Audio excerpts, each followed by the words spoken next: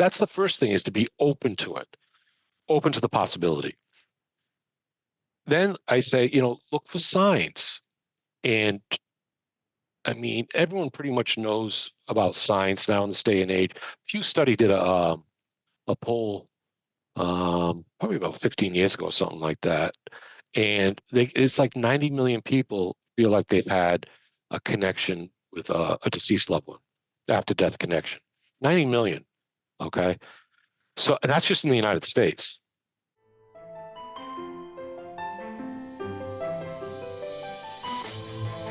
Welcome to Soul Explorers with your hosts, Gary Langley and Sally Taylor.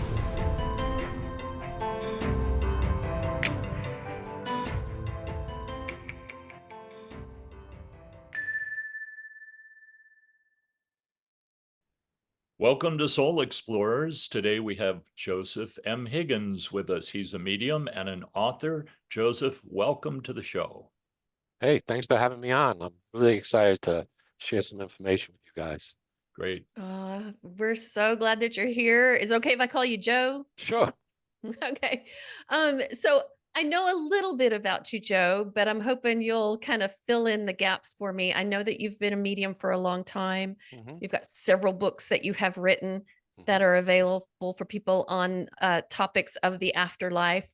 Mm-hmm. How long have you been doing this work, and what brought you to it?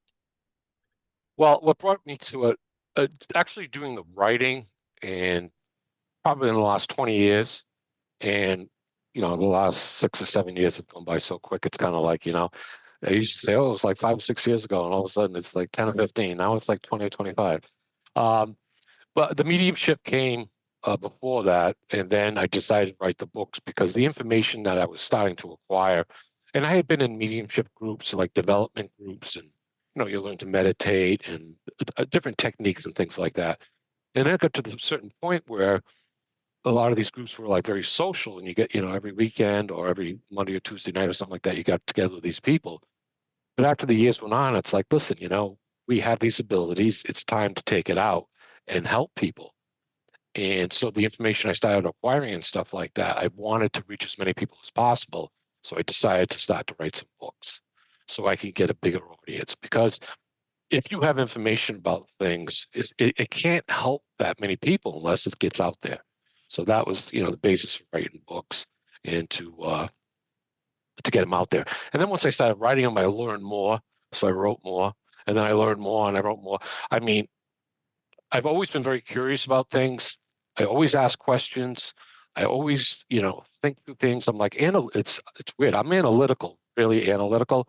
But then on the other side, I'm mediumistic, and those don't really kind of, you really have to separate them for certain things. But I do ask questions. And when I do ask questions and I have experiences, I try to get the answers. And if I do get the answers, I write them down. So it's kind of like a lifelong endeavor to put a puzzle together. And we're getting different pieces of the puzzle. And I think that's why my first book, Hello, Anyone Home, it's got puzzle pieces on it. Because we're not going to get the big whole picture. But if we can get little pieces, we might be able to get some understanding or some insights. So I'm always asking questions. It's, if I'm giving them a reading or something, I always tell the student, I said, if I'm quiet, it doesn't mean I'm just sitting here. I said, I'm talking on the other side. I'm asking them questions. Sometimes they'll answer them, and sometimes they say, no, we can't answer you. And I make notations. I've learned a lot of things in my books. The one I read on children, I learned a lot of those from reading people, their children coming through. They taught us this stuff from the other side. So that's part of, the whole concept. But ability to know that there are other people or entities or energies around me since I was a child. So I was clairsentient. I could sense things. That was my first clue. I always had I never slept at night between like 12 and 4 or 5 in the morning. When I was a young kid, I had a lot of activity going on in my room. I look back at it now, and it really kind of, shaped my ability to move up and develop other abilities, you know? So it's kind of, one time we were at a rental, it was this summer down the Cape Cod, and my parents had gone out to dinner. And we were upstairs, and I was in my bedroom, and it was, 10 o'clock at night or something like that. And I just felt weird. I felt like there was someone in them. It got to the point, and I was like 7, 8, 9 years old, something like that. I got out of bed, went downstairs, and I went to one of the babysitters. I was like, my room feels weird. It feels like someone's there. They're like, what? So they came running upstairs, checked it. Of course, no one's there. So they leave, give me a glass of water, put me back to bed. Like Cindy Lou Who, just go back to bed. You'll be fine. I'm like, yeah, you come in here and sleep.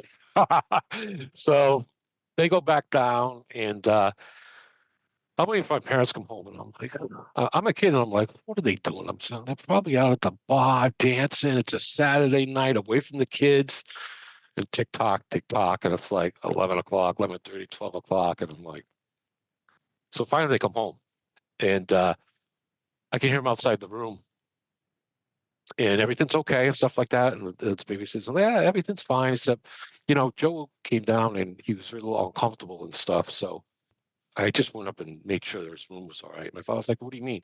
He says he felt like something was in the room. And my father was like, what do you mean? Like a person? And she goes, well, yeah, I kind of get that sense. So he turns to my mother and he goes, B, go in the room and see if there's anyone in there.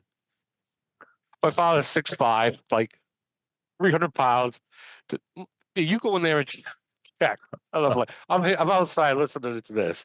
So my mother comes in, she's looking around, and I go back to sleep or whatever. She opens the window or something, goes back out, and he's like, what's the story? She's like, no, it's fine. Everything's fine in there. She says, but there is a weird feeling in the room. I mean, I was like, what do you mean weird feeling? She goes, there's just something off. She goes, I can sense it. Now, I didn't know till later on in life that she had the ability to sense these things. Now, old school, when things happen to people, like they see that, they get signs from a loved one or something else, everyone kind of kept that buried. That's why I think in the last 25 years and stuff with TV shows and stuff like that, it's opened it up to a lot of people like yourselves having shows like this. They can talk to people and just become more connected. So yeah, so she felt it. It was, to me, it was a female. She was in her 70s, and so that was the start of it. And then by teenage years and stuff, it changed a little bit. It was kind of like I would come home and be like, on a Friday night, and I had a few drinks or something like that, and I'd be like, listen, guys, I got to get up in the morning at 6 o'clock and work. So just keep it down to a roar, because I'm going to work tomorrow. And my boss scared me more than the spirits, right? So that kind of, life gets involved, and you have priorities. And so for the next, decade or something, I still had these experiences and stuff, but not as much. Pulled back because, you got bills, you got, car insurance, everything you got to deal with. And then later on, probably in my 30s and stuff, things started up again. I think it was all planned out that I ended up deciding I'm going to do something with this. So I started buying the books and doing more research on it than usual. And then there were a couple of occasions where I just happened to cross lines with a few people, and that led to something else, and that led to development, and that led to, something happening where I was like, oh my God, I can do this. And so it's very exciting. It can be very isolating, but once you find the people that are on the same road with you, it's wonderful. So anyone out there, if you are having experiences or you wish to find out more about this information, find like-minded people. Like Gary said, you might have a great story and you share it with someone, and all of a sudden they're like, all of a sudden, oh, what do you want for dinner? They're not ready to hear certain things for various reasons, religious, emotional, or whatever, scares them sometimes. So find like-minded people, and that will spur your growth a lot. So, and that's what happened with me. And then it just took off. It just took off because it was something that became daily as opposed to, once in a while. And did you ever find out who the 70-year-old woman was in your bedroom as a kid? We think it was the person that the wife of the original owner. The original owner of the house. Yeah. Yeah. But Yeah, I've had a- I kept that quiet for a long time. Even Yeah. when my mom passed, she died in, I don't know, was it 1999, 25 years ago or something like that. She didn't know I was a medium. All that stuff was real quiet. I was reading James von Prague's book, Talking to Heaven, I think. It was a bestseller had come out. Right around that time, things got very popular. And so I was so excited. So exactly like Gary, I go downstairs, my mother's sewing in the living room. I sit down, I'm like, this book is fantastic. Can you believe this stuff? And, expecting like, blah, blah, blah. And she's sewing away. And she goes, people used to come to your grandmother and they used to go in the back room and she would tell them things. And I'm sitting there like, what? What are you saying? It's like I'm an adult now. I was like, shouldn't you have told me this? I never heard this story before. Oh yeah, yeah, yeah. They would go, what would they tell her? And they said, oh no, they would talk about private things and stuff. Then probably about 8 years ago, I was doing a training with other mediums and stuff. And lady who was running the training and stuff, she said, you're third generation medium. And I'm like, yeah, that's why. Except my mother didn't, she had the abilities, but she did not develop them, which a lot of people have. Right. Well, and that's why I asked you about the woman, because so often this is a generational skill, especially when it's very apparent in children. So I was curious if maybe it was your grandmother. no, I felt like this Okay. person belonged to that property. Right. Okay. So, because one of the things you do pick up is when you're clairsentient and stuff, you can feel if that person's related to you or Right. related to someone in your circle. And this person was more related to The not house or necessarily the location. house, like a haunting or anything like that, but that this was her home. You know what I mean? Right. So, and we had Right. rented and stuff like that. So she was just probably like, hey, I can get through to the kid. Because kids are super sensitive anyway. A lot of them will have abilities, and then by the time they're 6 or 7, they'll just drop off. And others will continue to have them, and some people will develop, and some people, no, I don't want to do that. My sister's like that. She's like, no, she never had anything, and all of a sudden she did. So I'm thinking, like, wait a minute, she probably always had it. And she's like, no, I don't want to get into it. I said, you should get into it more. She's like, no, I don't want to get into it. I'm like, all right, that's okay. And that's how some people are, right? That's how I think people roll. I think, Joe, that most people have the ability to make this connection. It doesn't mean they're necessarily going to become a working medium. Mm-hmm. They can connect with their loved ones. They can get signs. Mm-hmm. I mean, you wrote a whole book about it. Would you agree that this is an ability that all human beings have? Well, it's part of who we are. Yeah. Okay. So it's kind of like I always like to try to give the analogy that it's like when the astronauts went to the moon and stuff. They're doing the flying and the landing and stuff, but they have mission control helping them out. So I figure like our guides and guardian angels and everything like that. That's our mission control, and we have access to connect with that. Now we might do it through prayer. We might do it through just meditation on our higher selves. We might do it just by daydreaming, and we kind of slip off, and we get insights about some problems or something. That's us connecting. Okay. It's people call it a lot of different ways, a lot of different things, and a lot of times people get scared and push it off because it's woo-woo.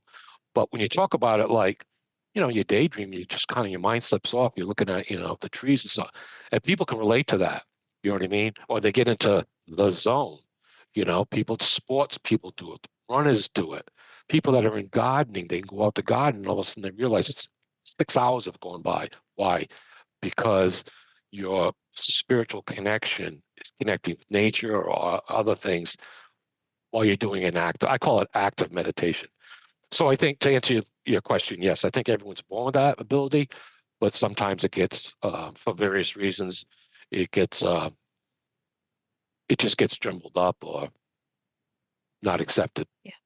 Mm-hmm. And I think most people can identify with that flow state that you were describing. Mm-hmm. It happens to me a lot because I'm an artist by background. When I'm creating art, Yes. you start on something and suddenly you're, like you said, in the zone, you're in this flow state, and time just kind of disappears for you. And the next thing you know, the day is over. I took up painting probably right around the time when I started doing a lot of my development. And then the guy I was doing the development with, he saw how fast I took off with my clairvoyance, the ability to see things. And I told him I had, been starting to draw self-taught and stuff like that. My mom painted and stuff like that. So it was basically observational things I was doing. Like I was like painting grass or something was green. And I was like, this doesn't look right. And my mother was like, well, you just painted green. I said, well, the grass is green. She goes, it's not green. Look at it. I'm like, it's green. No, she said, no, look at it. And I said, I'm looking at it. She goes, look at it. Do you see blue in it? I said, oh, yeah, there's some blue. There's light green. There's darker greens. She says, that's all in there. I look at snow. What snow is white. No, it's not. There's shadows in it. There's depth and all like that. So by learning paint and draw like that, my clairvoyance, when I saw something like flash like that on me, I started picking out certain things, and my development just kind of took off on that. So I think, like you say, people develop. I think all people are psychic. When you can relate to, you ever think about someone and all of a sudden the phone rings and it's them and you haven't talked to them in a long time? People can relate to that. That's a psychic pickup. Or the doorbell rings and it's like, you know, all of a sudden there's someone you haven't seen in a while. I did it just the other day. I had a dentist appointment and I was having my morning coffee and I thought, oh, my ex-wife is going to call me while I'm in the dentist chair. I was just in for a cleaning, and sure enough, the phone went off in the dentist chair. I mean, she doesn't call me every day, Right. But I just knew it. It was, I was in that zone space, Yep. having the morning coffee. And I remember one time I was dating a woman. This is many, many years ago in the early 80s. And I was staying at my brother's place. And the woman I was dating was going from, it was a Sunday morning. I think she was going to go to church. And my brother said something about her. And I said, well, she's going from phone booth to phone booth looking for one that works. Remember when phone booths? Yeah. Looking for one that works to call me. And sure enough, the phone rang. I've been going from phone booth to phone booth looking for one that worked. I just knew. Right. It's amazing. Stunned, So well, that's the thing is like when you give an example like that, and then all of a sudden there's a connection that you realize that, it's just not, there's a reason why I use that specific one. Yeah. When you said phone booth to booth, you could have said she's going from house to house looking for a phone, but you said, the phone booths. Yeah. The younger generation could not relate to that. They got their own things they could put the dots together, right? That's right. I just want to say to Sally, get back about the painting and stuff. I used to sit down to do the drawing and painting, and I put the Red Sox on. It's like 7:00, 7:30. Next thing I know, it's the 8th inning, now pitching. You know what I mean? And it's just hours would go by, and then I had jazz after hours at midnight, and then something will come up 1 or 2 o'clock in the morning. You just lose yourself. So I always tell people that say, "Oh, I can't meditate. I can't meditate." I say, "Do you work out?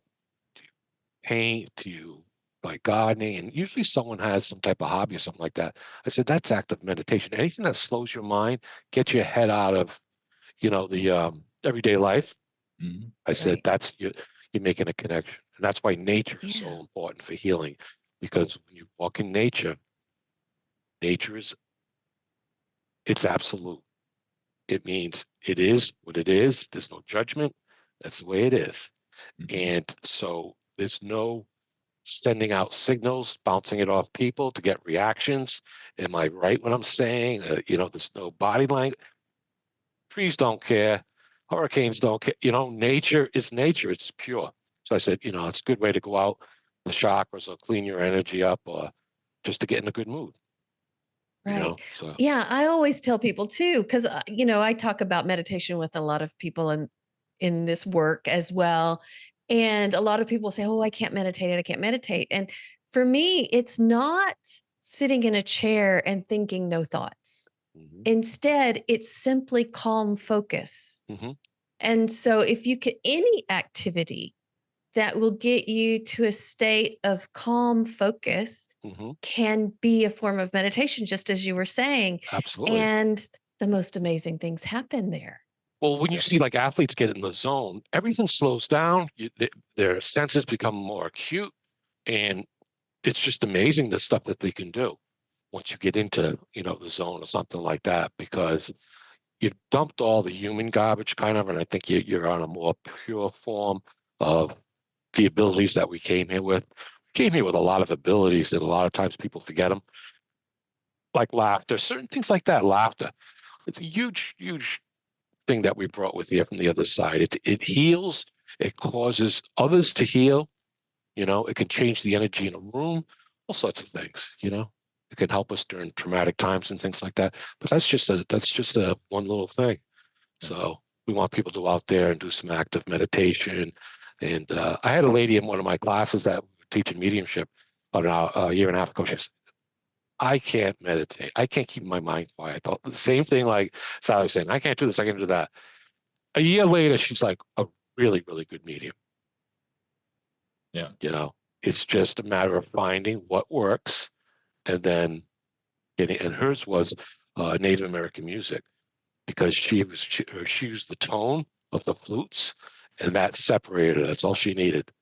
Mm-hmm. And she never knew it, but so there are different ways. And some people, you just kind of find which ones work best for whatever. As you said, you can meditate doing the dishes. You can meditate on a walking meditation. Yeah, oh yeah. It's a wonderful way to meditate in nature. Yeah, So brings your blood pressure down, can balance, stuff in your body. That it helps with healing. yeah, And it makes you feel better. So sure does. Sure does. Well, Joe, I want to ask you, because we hear so much about of this ascension thing going on the planet, that consciousness is changing. What does the other side say to you about that? Is that really something that's taking place? I mean, some people take it to the extent of there's going to be 3 days of darkness, and who knows? right. Well, I think some people like to wrap everything up. So there's a beginning. There's 3 days, not four, Yeah, 3.2 days, and it's going to be cloudy and blah blah blah. yeah, And I think that's just wrapping it up with a bow. I think yeah, when we come here, we all have individual plans, and then we have soul groups, and we interact with them. And it's interesting. I was just reading through some of my old notes and stuff. It gets a little more complex when it's on a national level and an international level. So the soul groups of a country, versus other countries, if you're in world wars and stuff like that. Now the world's involved, and now you have a world consciousness that is working, okay, and individuals within it. So it's like certain things playing out on a small scale, medium, and a large scale. So it can get complex and stuff like that. But like a blanket overall ascension, to me, the jury's still out on that, because when I investigate things like that, it's kind of like I chew the bone all the way through. It's like until I can't find anything else, a way around it, then I have to accept it. To a certain point. I use the expression that if it walks like a duck and talks like a duck, it's not an elephant.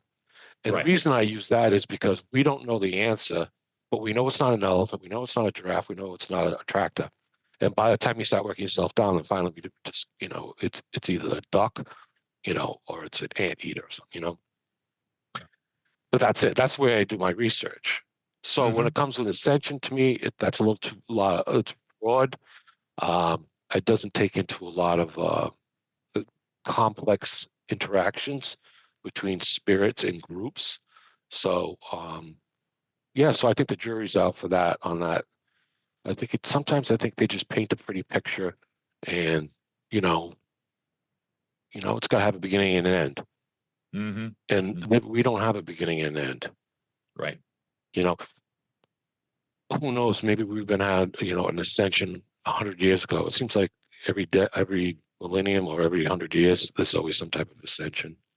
Yeah. I kind of feel the same way you do. I feel there is the potential for consciousness expanding because our technology has expanded. It's allowing us to have communication like this, which didn't Yes. take place 15 years ago. Right. Nobody was sitting around talking about these subjects and then putting it out there for a mass number of people to view and think about. So I think there is something going on. Go ahead. I'm just reticent to put it in a box. Exactly.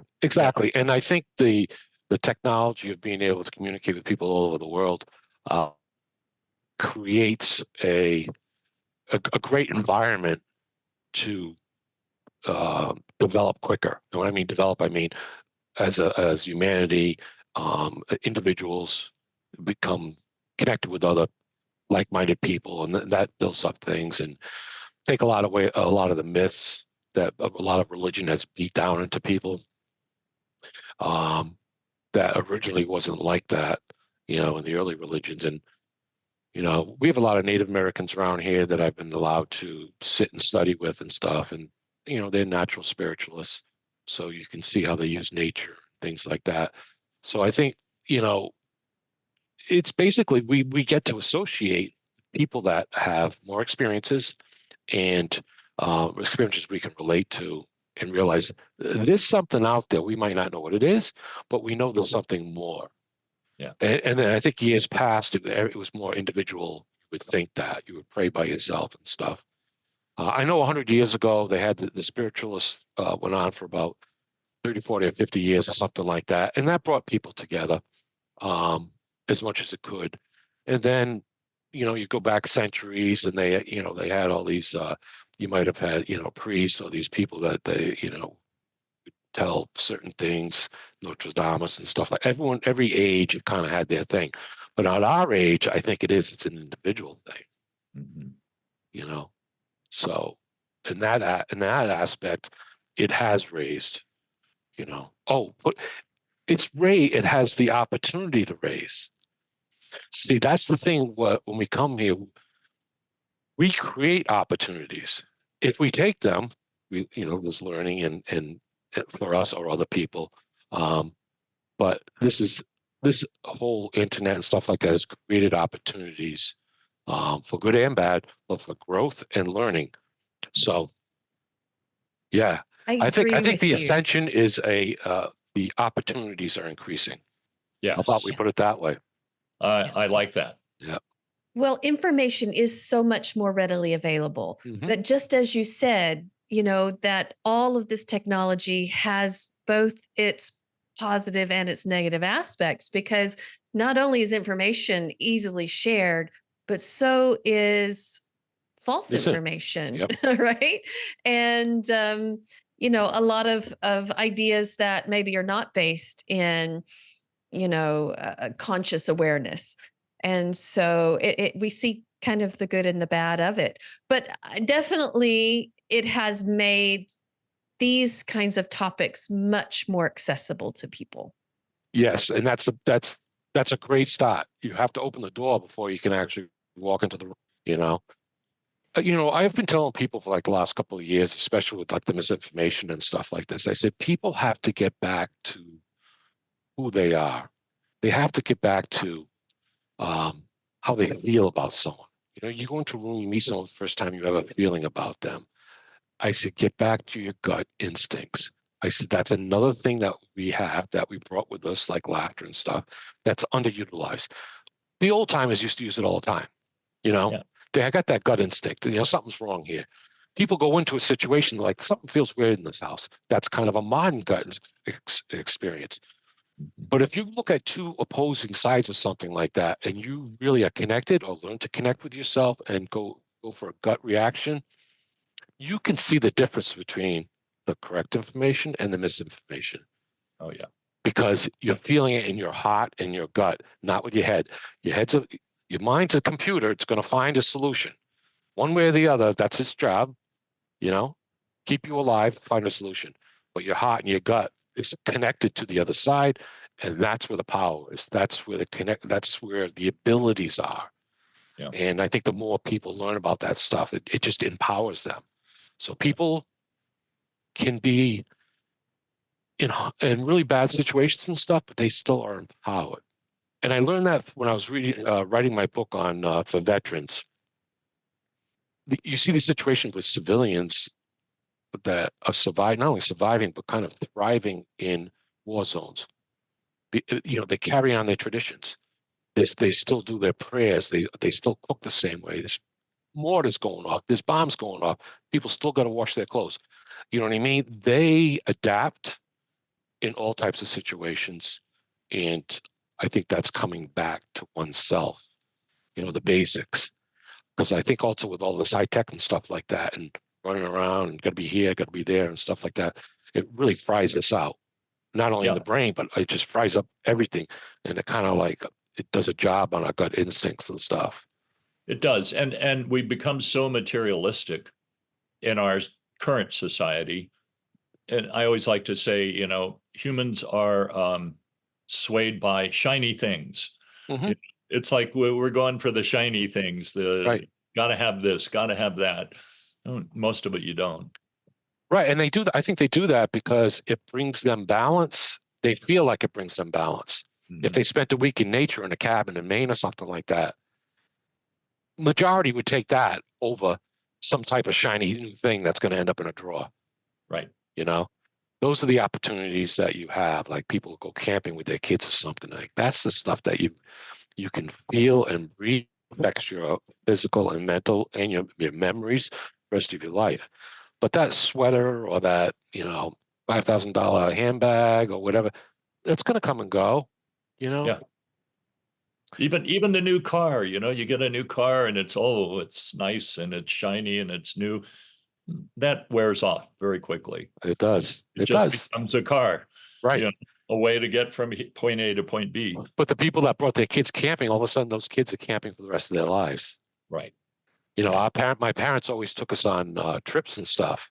And so that became part of us, all of us. I mean, we're all over the country. My brother lives in Panama now. It's like we're not afraid to travel all through our lives and take up, adventures and things like that. But that was built, we learned that through our parents. Mm-hmm. So the parents that are bringing people out, enjoying nature and stuff, the kids will do it and their kids will do it. So let me ask you then, Joe, since your expertise is in helping people to know how to connect with their loved ones on the other side, what do you suggest is a good place to start if you've never kind of looked into ideas around either spiritualism or mediumship or any of those kinds of things for someone who's just lost a loved one and they're really anxious to know whether or not they continue to exist? What do you usually tell people to do to start? I usually tell them what they do. This is because when I say it that way, it's like by the time they come to me, they've already read a half dozen or a dozen books. People just all of a sudden they become sponges because they want to know. So they're reading all this stuff. So that's the first thing, is to be open to it, open to the possibility. Then I say, look for signs. And I mean, everyone pretty much knows about science now in this day and age. Pew Study did a poll probably about 15 years ago or something like that. And it's like 90 million people feel like they've had a connection with a deceased loved one, after death connection. 90 million. Okay. So, and that's just in the United States. Okay. So people are aware of that. So I always say to people, look for signs, ask for a sign, and let it go. I've had people say they ask for a sign and they put things on, they put controls on it. Mom, don't come with me on Saturday or Sunday. I got the kids. I got soccer practice. I got this. I got that. I got that. And I'm looking at it, and I'm like looking at them like at two heads. I'm like, are you kidding me? Put conditions on this, and they're like, I never get a sign. I'm like, you don't get a sign because you don't shut up. It's like, just say, can you please send me a sign and let me know you're okay, or something like that. Something simple, and they will figure out the best way to get to you. So it's us, get out of the way. Don't create more chaos.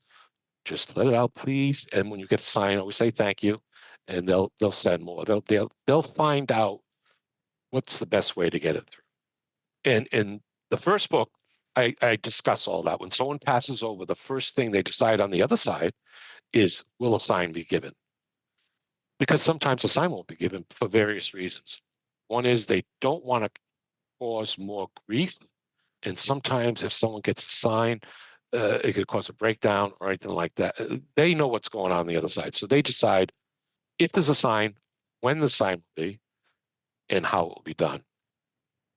And the friend that I used to study with and stuff, he used the analogy, and I love it. It's like walking down an aisle in a grocery store, and you have like your bread here, and you got your canned goods and some cereals over there. But when they do it up there, they walk down the aisle of life, and they're like, oh, weddings, trips to Hawaii, oh, that Christmas we had. They're picking out different things that they're going to use to try to make that connection between us and our loved ones. And so, and then once, and they'll try a bunch, but once something clicks, then they'll go heavy on it. Kids are great giving signs because it's, to them, it's a game, right? You know what I mean? It's like a dog with a bone. The kids aren't, and they get together and they come up with some really great signs. I mean, they do multiple planning and because they get a kick out of it. So that's what I would say. Just ask for a sign and be open to it. And then, of course, like I explained, and the different types of signs and stuff. There's a reason why they use a lot of the same symbols and stuff because people know about it. People are like, why do they just send butterflies or cardinals and stuff? I said, you know about it. I know about it. They don't have to create the wheel. I think it was my third book. Where it is. I talk about how they came up with these symbols, and they changed them once in a while. At one point, they didn't do coins because people used to collect them and they thought they were magic coins, and they didn't want us humans going down that lane, so they stopped using that and they would use something else. Now they're starting to use electronic phenomenon, which they have been using for a while, but now they're doing EVPs, electronic voice phenomenon, obviously. And I had a lady that last time I was at doing a presentation, she came up to me, she goes, my mother-in-law came through Alexis. I'm like, what? She goes, yeah, it was 2:00 in the morning. I heard a voice come through Alexis. I'm like, really? She goes, I woke up my husband. He said, yeah. Wow. I said, yeah, that's exactly how I was like, wow. I said, my name, can I have your name? I want to put that in the book because we've had people through computers and stuff. That's been going on for 30 years, Yeah. Do you find that they sometimes have to learn themselves how to send signs or how to communicate from that side, or maybe they get help? Oh, they get help in order to communicate. Yeah, they do. They get helps and they get some rules.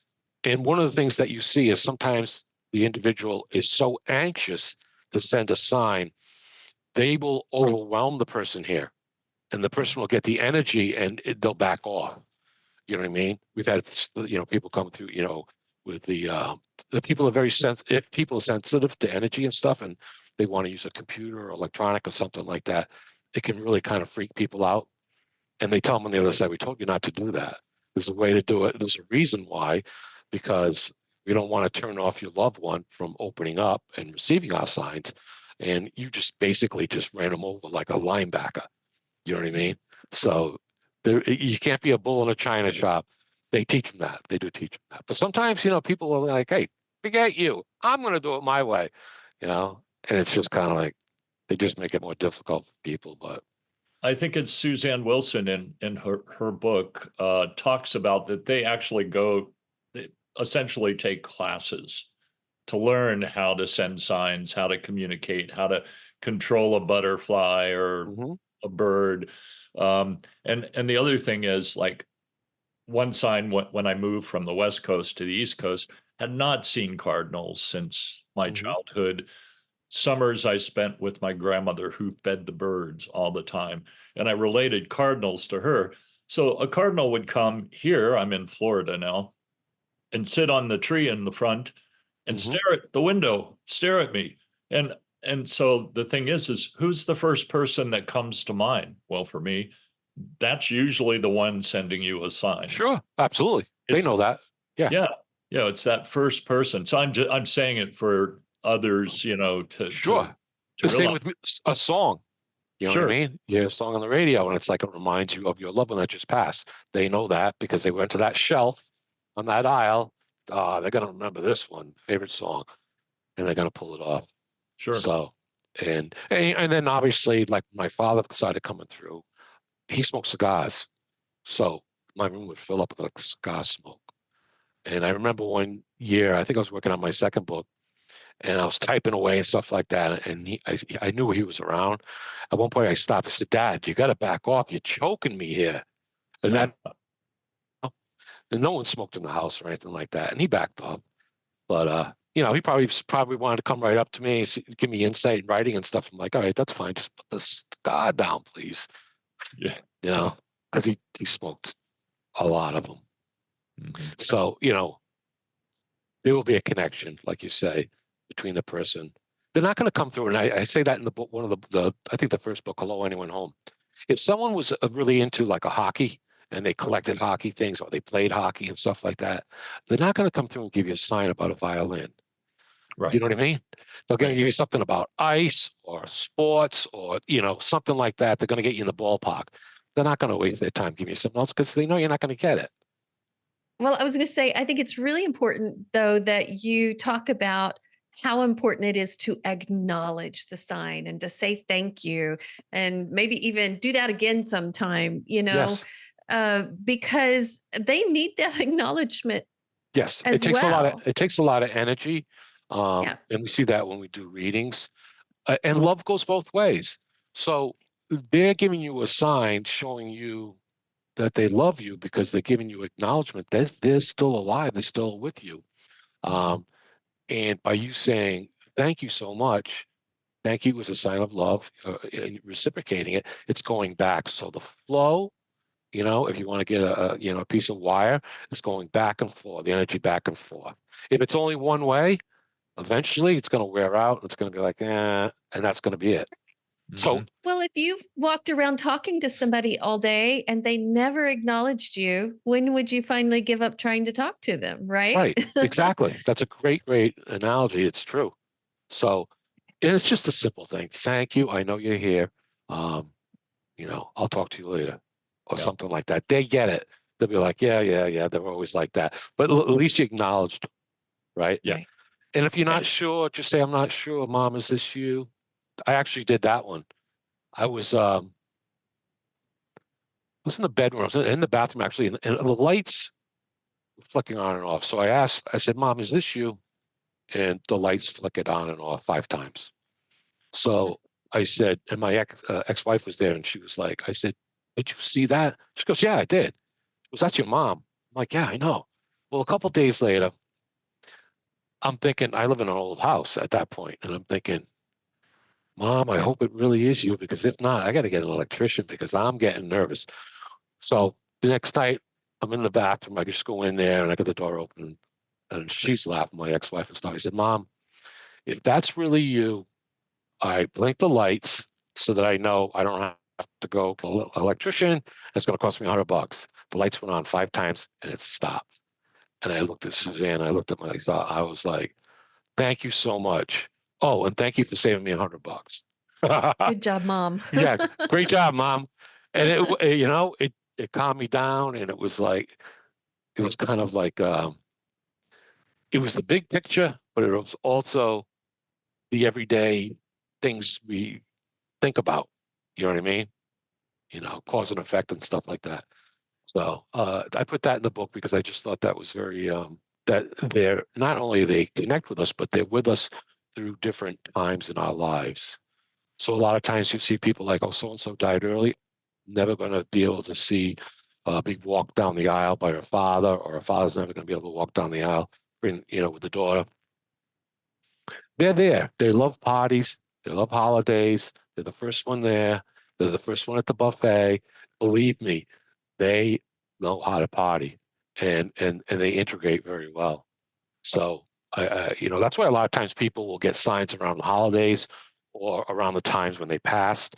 Um, it's not a coincidence.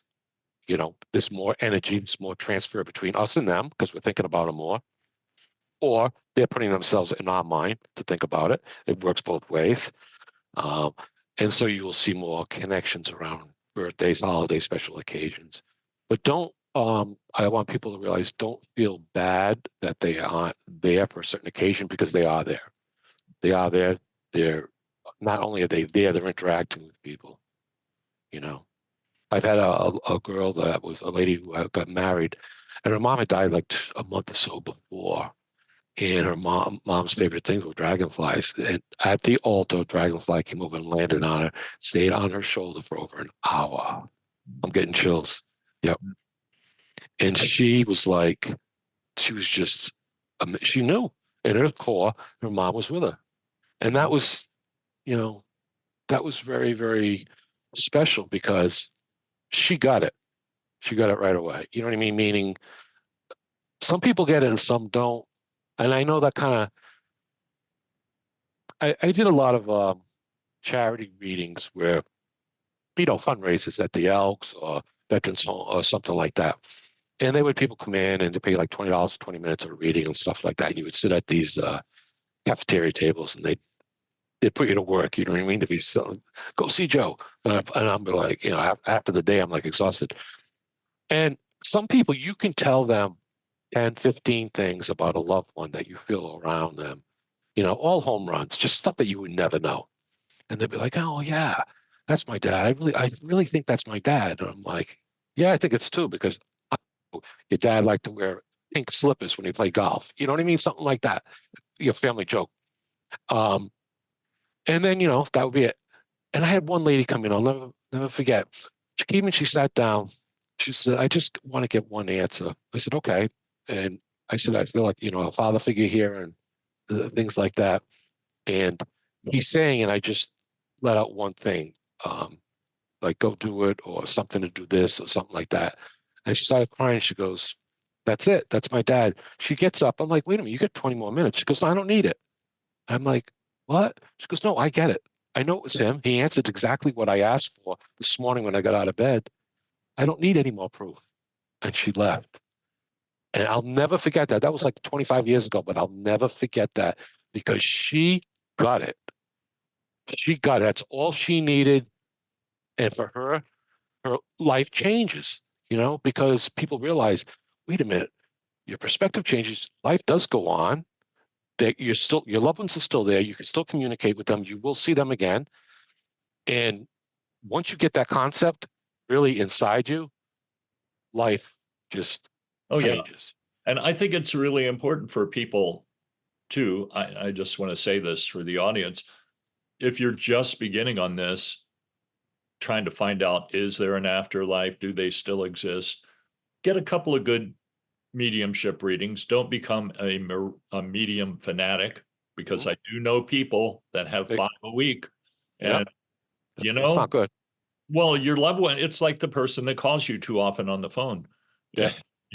It's like they're going to get tired of you. It's work for them too, to come You through. have to look at the big picture. I had Yeah. one woman that came through and said she wanted to talk to, I don't know, it was like a mother or a sister or something like that. Anyways, the grandmother came through. And, after about 20 minutes or something like that, she goes, "I know it's my grandmother. I don't want to talk to her. I want to talk to this person." And then more stuff came through the grandmother. She goes, "No, I don't want to talk to the grandma. I know grandma's there. I want to talk to this other person." And I'm thinking to myself, isn't she getting it? You just admitted you're talking and communicating with a dead person, but you don't want to talk to them. You want to talk to someone else. And this little old lady was sitting there while she was talking. And finally, the second time when the girl said, "No, I don't want to talk to her," this little old lady was sitting there. She turned like this. And I said, "Whoa." She was basically giving her the finger without giving the finger. And I said, "I think the reading's over." She said, "No, no, no. I want to talk to the other guy." I said, "No, the meeting's over." Yeah. She said, "Why?" I said, "Because they said that's it." They missed the whole big picture. Like I was like, you admitted the information that came through was your grandmother, and she knew she was still around. That's enough to just blow people's mind. I mean, that's like the answer since the beginning of time. It's like, and you're like, "No, no, I want to talk to someone else." It's like, okay, you missed. It's like, Well, and missed the whole sometimes point. people don't realize the mediums don't control who shows up. Right. Right. Right. But I do agree that especially if you're early in a grief journey, you might want to wait 6 months or so before you visit a medium, I think. But if you're early in the grief journey, a good mediumship reading can really help put you on the path to healing your grief. But then at some point, you need to take over for yourself, right? You need to You be do. empowered to continue that relationship yourself. You have to accept it. I've had people in readings and like, oh, I know that's my mom, and it's definitely. But I'm not allowed to. I'm not allowed to believe it because of my religion. Uh, And she just said, but I know it's her, but I can't believe it because of my religion. So it gets complex with a lot of the stuff that goes on over here. So that's a conflicted person. that is not, that's not a uncommon thing. It Yeah. really isn't. So I think like also another thing, don't be forced into a reading. A lot of people are like, oh, you got to go see this person. You got to go do this. No, no, no, no, no. Don't force it, because it's one of these things like if you have a bad reading, and bad reading could be anything. It's because maybe they don't want to talk to you on the other side. You're too upset. Your expectations are too high. There's various reasons, Um, you're having a bad day. The medium's having a bad day, whatever. But if you have some bad experiences, it could shut people down too. That's the great thing I like about signs is it's one-on-one. I mean, I write about in the signs book about group signs, which is very powerful. And there's a reason to do those because you share a sign becomes more powerful with multiple people, and people that don't believe in it are like, they're kind of overwhelmed, and it's like, oh, wait a minute, everyone saw this thing. But usually it's a one-on-one and it's a personal thing, and people can digest it by themselves. Mhm. They don't have to be coerced one way or the other. Oh, well, it's mom. Don't you know that? Or the other one's like, it's not. It's the devil. You know what I mean? It's just one-on-one, and that's the purest way to do it. When people start to talk to your loved ones, Yeah. talk to them. That's the huge thing. Talk to them. You have problems? Say, listen, can you help me out with this? After you died, I don't know, through the house or stuff like. Just ask for help, and for people, don't feel guilty about doing it, because that's where we came from. Yeah. I was just going to add the same thing. People say, well, I'm not getting signs. Well, do you ask for signs? They're not going to necessarily just show up with signs because to them, you're not ready for a sign, maybe. But if you're asking, you're actively engaging with them. It's what you were talking about earlier. It's a two-way street. Right. And you have to be accepting of it. Right. Some people say, "Oh yeah, I asked for a sign," and but deep down, they're either afraid or they're not. They won't believe it. They're not accepting of it. It takes a leap of faith. It does. But once you take that little leap, they'll give you other signs, and then you can start to enjoy a lot of this stuff. But there's a lot of reasons people don't get signs, or maybe they're not supposed to get it at that particular time. Maybe they're supposed to work through things. Yeah. Maybe they have some family dynamics going on. And it's like, no, you need to deal with your family at this particular time, before you go for a reading and stuff like that. So, I think the signs are the easiest, most pure way. I do too. To just rain, to me, they're like a raindrop. Mhm. Out of a sunny sky, you get that little raindrop or something, and it's personal, and it's here, and it's gone, and Mhm. you're like, it's sun's out, the sun's out, as opposed to getting some expectations to getting this huge sign. Yeah. We get those raindrops in Florida. It could be raining on one Yeah. side of the street, not the other. Yes. Yeah. Exactly. Yeah. So, Joe, where can people find you if they want to get a reading? Are you open to, or you're doing readings regularly? I'm not doing them right now because I'm writing the book. Okay. So, but they can contact me, and I'll set something up. And some people just need some information about things. That's fine. And I do have some colleagues that will fill in for me. Or if I do have time, Spirit will tell me, say, no, read this one. You know what I Sure. mean? Yeah. How do people get a hold of you? Turn the football game off, Joe. We got you working this weekend. Uh-huh. They can reach me at joehiggins.com. Okay. On my website. or josephmhiggins.com on the website. That's the easiest way. Okay. And We'll put that in the footnotes as well. cool, Absolutely. cool. And then they can find your books there as well, I Yeah, assume. you can find them on Amazon, but they're on the website. They can Okay. take a look which ones they want and for different reasons. And Okay. And we will put those in the link as well. awesome. Yeah.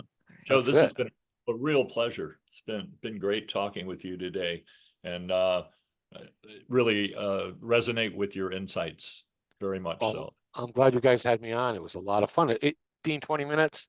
It was no, like, no, I know. You're in the I flow know. state. I was in the flow state. Yes, it's been an hour. I'm like, wow, it doesn't seem that long because Yeah. there's just so much we can talk about and how it's interrelated with people's experiences. And that's what I love about it. It's just, Well, we appreciate your openness to sharing your expertise and your experiences. And I'm certain that a lot of our people will be taking a look at your website.